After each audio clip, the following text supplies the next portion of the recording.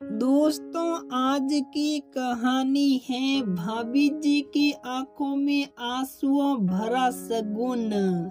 दोस्तों, कहानी शुरू करने से पहले अगर आपने हमारे चैनल को सब्सक्राइब नहीं किया है तो सब्सक्राइब कर लीजिए ताकि आपके पास पहुंचे हर नया वीडियो। जीजी अम्मा की तबीयत ठीक नहीं है, आकर मिल जाइए, बहुत याद कर रही हैं आपको। रक्षा के शब्दों में अनन्य विनय था। हाँ भाभी, सोच तो मैं भी रही हूँ, लेकिन घर की जिम्मेदारियों के कारण निकलना ही नहीं हो पा रहा है। भाभी, अम्मा से बात करवा दीजिए, नेहा ने भी चिंतित स्वर में कहा। जीजी अम्मा अब बहुत ऊंचा सुनने लगी है, जब काफी तेज बोलो तब बहुत देर में बात को समझ पाती है।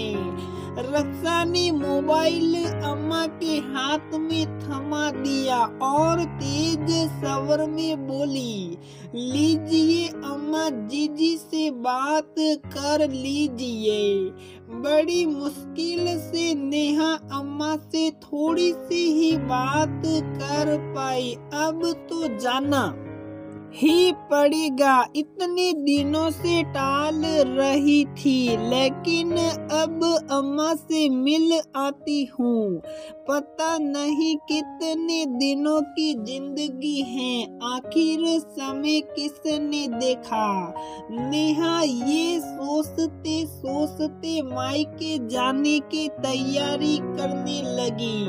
मायका भी कोई पास नहीं, लगभग 700-800 किलोमीटर दूर, और जब जाओ तो 10-15 दिन तो रुकना बनता ही है। अभी इसी लॉकडाउन में भैया की नौकरी छूट गई और घर के बाहर ही एक छोटी सी परचून की दुकान खोल ली। उससे जैसे तैसे गृहस्थी का खर्चा चल रहा था, दोनों बच्चों की पढ़ाई का खर्च। भले स्कूल ना जा रही हो, लेकिन ऑनलाइन तो पढ़ाई हो ही रही है, और उसके साथ अम्मा की दवाई भी। लेकिन भाभी कभी अपने मुंह से अपनी परेशानी नहीं कहती, लेकिन वो तो समझती ही है। उसके जाने से थोड़ा अतिरिक्त बोझ तो भैया के कंधों पर पड़ ही जाएगा, क्योंकि साथ में 3 साल की नन्ही सरू भी तो थी, उसे भी दूध चाहिए। लेकिन अम्मा का मुंह भी नहीं सूट रहा। केशव ने नेहा के कहने पर उसका टिकट बुक करवा दिया और नेहा नन्ही सरू को लेकर मायके चल पड़ी। जीजी, पूरे 2 साल बाद मिलना हो रहा है आपसे। रक्षा ने नेहा को देखते ही गले से लगा लिया और आंखों में आंसू सलसला पड़े। भाभी, अब तो 7-8 दिन आप लोगों के साथ खूब मस्ती करनी है। अरे मेरी गुड़िया रानी, आ जा मामी की गोद में। रक्षा ने सरू को गोद में ले लिया। भाभी, अम्मा कहाँ है? जीजी अंदर कमरे में। नेहा अम्मा से मिलने चली गई और रक्षा नेहा के लिए चाय नाश्ते का इंतजाम करने लगी। बुआ आ गई, बुआ आ गई, ये कहते हुए मोनी और पंची भी दौड़ती हुई बुआ के गले लग गई आकर और सरू को गोद में लेकर खिलाने लगी। नेहा ने खूब ढेर सारा सामान निकाल कर बच्चियों को पकड़ा दिया जो वो उन लोगों के लिए लाई थी।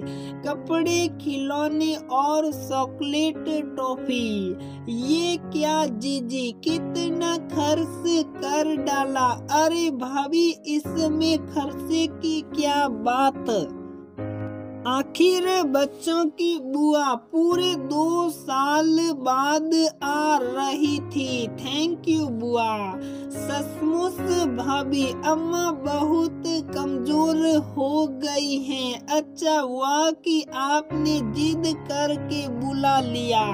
जीजी, बुढ़ापा ही तो बड़ा कष्टकारी होता है, वरना कभी अम्मा एक जगह पर बैठती ही नहीं थी।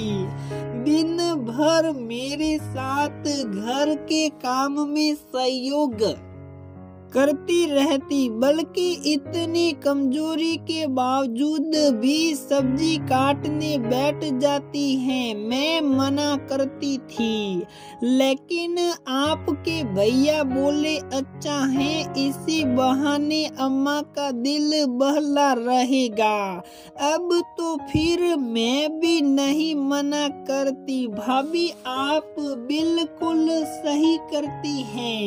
नेहा ने महसूस किया कि भाभी बहुत समझदारी से घर चला रही हैं। दोनों काम वालियों को हटाकर और सारा काम खुद ही संभालती और अम्मा की देख रेख बखूबी करती, भले अपने खाने पीने में कटौती कर दे, लेकिन अम्मा को दोनों समय फल जरूर देती और दवाइयाँ भी बिल्कुल समय से।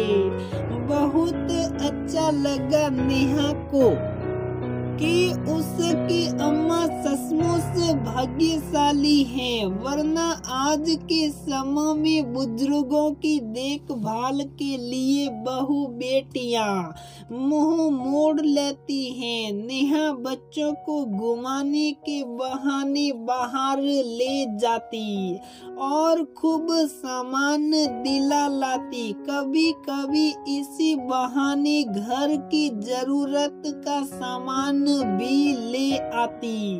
हालांकि रक्षा गुस्साती, लेकिन नेहा उनकी कोई बात नहीं सुनती। अम्मा के साथ रहकर नेहा को बहुत अच्छा लगा और 15 दिन कब और कैसे कट गए पता ही नहीं चला। भाभी ने एक बार भी जुबान से अपनी मजबूरी को नहीं बयां किया, बल्कि नेहा का भी बहुत अच्छी तरह ख्याल रखा। आज नेहा वापस जा रही थी रक्षा की तो बहुत ज्यादा रुलाई आ रही थी, क्योंकि नेहा रक्षा को हमेशा छोटी बहन के ही समान लगी। जब नेहा एयरपोर्ट जाने के लिए ऑटो पर बैठने लगी, रक्षा उसको मुट्ठी में शगुन के रुपये पकड़ाने लगी। नेहा ने बिल्कुल साफ मना कर दिया, नहीं भाभी, जरूरी नहीं है कि हर बार शगुन दिया ही जाए। जीजी, इतने भी गए गुजरे दिन नहीं आए हैं कि बेटियों को शगुन ना दे सकूं।